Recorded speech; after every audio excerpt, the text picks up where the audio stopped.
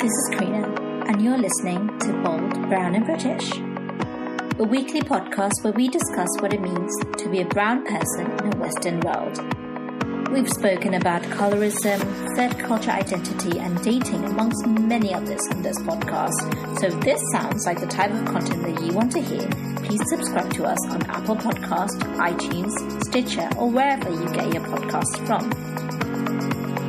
You can also message us on Instagram. The handle is @BoldBrownAndBritish, or drop us an email via our website at www.boldbrownbritish.com. So without further ado, let's get on with this week's episode. Samosas.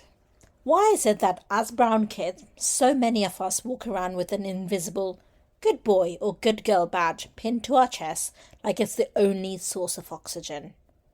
Have you ever stopped to ask yourself, when did I start living for someone else's expectations and not my own? Oh, samosas, my lovely samosas. Today, we're going there. Deep into the good girl, good boy mentality. And trust me, it's not as good as it sounds. Let's get spicy, shall we? So, what is the good girl or good boy mentality? Well, it's this deeply ingrained to believe that you always have to be perfect, polished, obedient, respectable. Never make waves, never make mistakes, and never make your parents regret the day that they gave you life. Sound familiar? Yeah, I thought so. Let's be honest, for a lot of us brown folk, it starts at home. You're 2 years old, wobbling around in your nappy, and your parents are already telling you to behave, to say please, to say thank you, to be the kid that other aunties and uncles wished they had. And heaven forbid you act up in front of guests. That is an immediate death sentence. You might survive a nuclear war, but you will not survive disappointing your parents in front of strangers. Now, don't get me wrong, right? Because respect, kindness, hard work, these are all great values to have. I'm not here to throw the entire family book out the window. But what happens when this mindset becomes all-consuming? What happens when it mutates into this suffocating need to perform, to constantly prove that you're worthy? And that, my dear samosas, what happens when this spirals into something bigger, like the good immigrant mentality? Let's talk about the good immigrant mentality, also known as walking around with the weight of the entire community on your back. No pressure, right? Here's the thing. For a lot of us, being a child of immigrants or being an immigrant yourself comes with this unwritten rule. You're not just living your life for you. Oh, no. You're living for your family, your extended family, your ancestors, your neighbors, cousins, and possibly the entire South Asian subcontinent. Because if you succeed, it's proof that your parents' struggles were worth it. But if you fail, what will people say? Not just your family, what will everyone say? The aunties, the uncles, that one random uncle who isn't even related to you but shows up to every family wedding. They'll all be here to scrutinize your every move. And because of that, we fall into this trap. We think we have to work harder, be smarter, be kinder, be better behaved, just to earn our place, to prove that we belong in spaces that were never designed for us in the first place. Whether it's school, university, the workplace, we carry this unspoken mantra: do not give them a reason to kick you out. And it is exhausting. I mean, have you ever tried being a full-time overachiever and a brown person? It's like running a marathon while making sure your roti is perfectly round. It's impossible. And here's the real kicker, my samosas. The good girl, good boy, good immigrant mentality, it comes at a cost. A big cost. Because while we're busy being good, we often forget to be ourselves. Think about it. How many of us have chosen careers, hobbies, or even partners, not because we wanted them, but because they'd make us look good in other people's eyes? How many of us have silenced our voices in meetings, classrooms, or social situations because we didn't want to come across as too loud or too opinionated? And how many of us have brushed aside our own mental health, our own needs, just to keep up this perfect facade? It's sad, isn't it, This constant need to prove ourselves to the world, to our families, to ourselves, means that we end up sacrificing the very thing that makes us unique. We become cardboard cutouts of who we think we're supposed to be. And let's not even talk about burnout, because trust me, there's only so long that you can be everyone's idea of perfect before you start snapping at people for leaving the ketchup lid just slightly loose. Not that I'm speaking from personal experience or anything. Let's break this down, shall we? Let's talk about burnout. You might not even realize it's happening at first, because we've all been trained to push through. You're juggling 10 things at once. Work deadlines, family expectations, social commitments, and you think, this is fine. I'm fine. But deep down, you are not fine. You're running on fumes, and yet, instead of slowing down, you keep going, because heaven forbid anyone sees a crack in your shiny polished exterior. Burnout isn't just about exhaustion though, it's about losing yourself, because you'll wake up one day and you realize you spent so much time being who the world expects you to be that you have no idea who you are anymore. You spent years walking on this tightrope, balancing everyone's expectations, and now you're standing there thinking, wait, do I actually want this? And that's terrifying. Let me give you an example. When I was younger, I wanted to pursue something creative. I always knew that a creative career was what I wanted. But I knew that it wasn't exactly what you'd call a safe bet, especially in our culture. You know what I mean. The holy trinity of career options: doctor, lawyer, engineer. Anything outside of that, and you might as well tell your parents you're planning to become a professional yo-yo performer. Their reaction could pretty much be the same. So I thought about it, and I really, for a long time, put my dreams on hold. I convinced myself that they weren't practical, and I chose the path that I thought would make everyone else happy. And for a while it worked. I was the good girl, the one that ticked all the boxes. But the longer I stayed on that path, the more I felt like I was living someone else's life, and I wasn't happy. And it wasn't until much later that I realized that being good had cost me my authenticity. It had cost me. And that's the thing.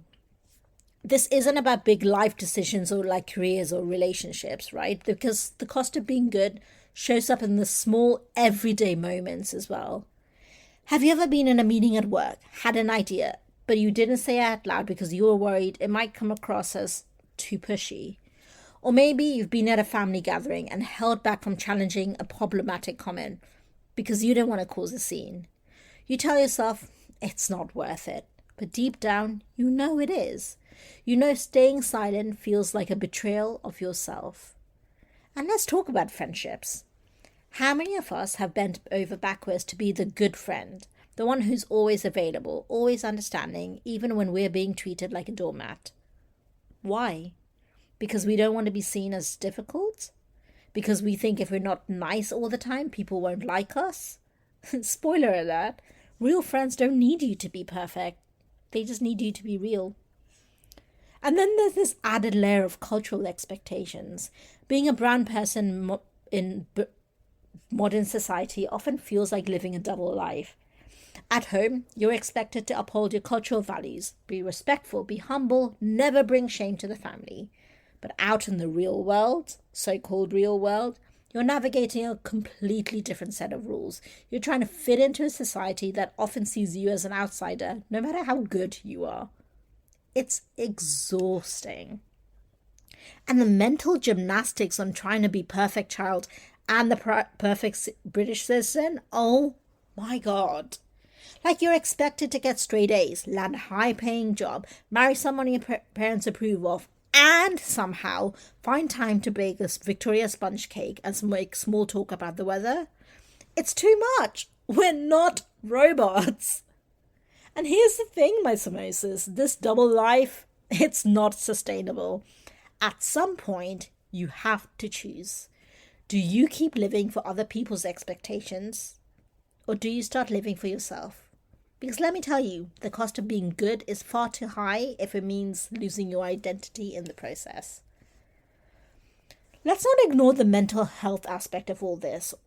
because constantly striving to be perfect takes a toll. Anxiety, depression, feelings of inadequacy, they're all part of the package deal. And yet, in many of our communities, mental health is such a taboo topic. If you're struggling, you're told to just pray more or be grateful for what you have. And while gratitude and spirituality are super important, they're not a substitute for therapy or setting boundaries or just saying, no, I don't want to do this anymore. I can't do this anymore. And here's the thing, you can't pour from an empty cup.